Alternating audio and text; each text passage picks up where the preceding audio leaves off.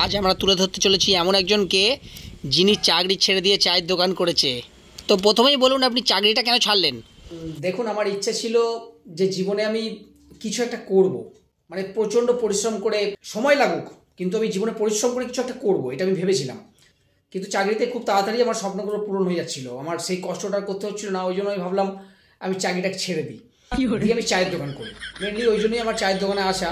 আর সব থেকে বেশি আমার যেটা সমস্যা সেটা হলো আমাকে সকালবেলা ফার্স্ট ট্রেন ধরতে হতো। আর সেই সময় কোনো ব্লগার কেউ আমার সামনে ক্যামেরা ধরতো না, মানে তাদের কাছে ফার্স্ট ট্রেন ধরাটা কষ্ট করে রাত্রিরে কোনো রকম ঘুমিয়ে যাওয়াটা তাদের কাছে ভাইরাল হওয়ার মতো কোনো জিনিস নয়। এটাও আরেকটা কারণ চাকরি ছাড়ার। তারপর আমি যেটা ভাবলাম যে আমি যদি চায়ের দোকান করে চা বাদ দিয়ে ভালো বাতেলা মারতে পারি, তাহলে আমি তাড়াতাড়ি ভাইরাল হয়ে যাব এবং আমি জীবনে কিছু একটা করতে পারবো। আর আমি মনে করি পড়াশোনা করে চাকরি পাইনি এটা বলার থেকে পড়াশোনা করে চায়ের দোকান খুলেছি এটা বলাটা বেশি সম্মানের। আর এই ডিসিশনটা বউ আমার অ্যাকসেপ্ট করেছে, কারণ চাকরির ক্ষেত্রে কী হতো, সকালে বেরিয়ে যেতাম, ওভার দ্য ফোন কথা হতো, আমাকে দেখতে পেতো না, ভিডিও কল করতে হতো। আর এখন চায়ের দোকান করার পর সব সময় ফোনে দেখতে পাই, হ্যাঁ মোবাইল খুললেই আমাকে দেখতে পাই। ওই জন্য সন্দেহ জিনিসটা আমাদের মধ্যে নেই।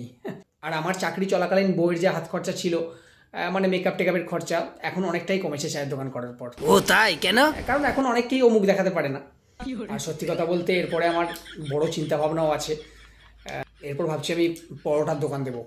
আপনি পরোটাও বানাতে পারেন? না, পরোটার দোকান করে বাতেলা মারব।